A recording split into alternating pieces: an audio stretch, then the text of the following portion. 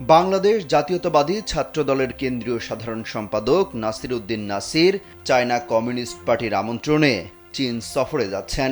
তিনি বিএনপির স্থায়ী কমিটির সদস্য ডক্টর আব্দুল মঈন খানের নেতৃত্বে বাংলাদেশের বিভিন্ন রাজনৈতিক দলের নেতাদের সমন্বয়ে গঠিত একটি উচ্চ পর্যায়ের প্রতিনিধি দলের সঙ্গে সদস্য হিসেবে এই সফরে অংশগ্রহণ করবেন।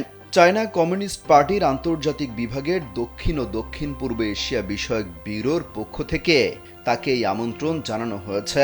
শনিবার ছাত্রদলের দপ্তর সম্পাদক মোহাম্মদ জাহাঙ্গীর আলম স্বাক্ষরিত এক বিজ্ঞপ্তিতে সব তথ্য জানানো হয়েছে।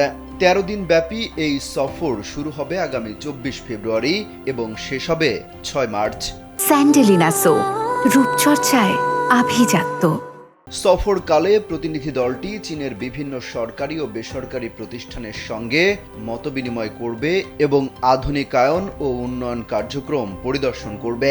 সফরের মূল লক্ষ্য হল চীনের অর্থনৈতিক অগ্রগতি, প্রযুক্তিগত উদ্ভাবন, শিক্ষা ব্যবস্থা, প্রশাসনিক কাঠামো এবং সাংস্কৃতিক উন্নয়ন সম্পর্কে বাস্তব অভিজ্ঞতা অর্জন করা এবং সেই অভিজ্ঞতাকে কাজে লাগিয়ে চীনের সঙ্গে বাংলাদেশের সম্পর্ককে জোরদার করা।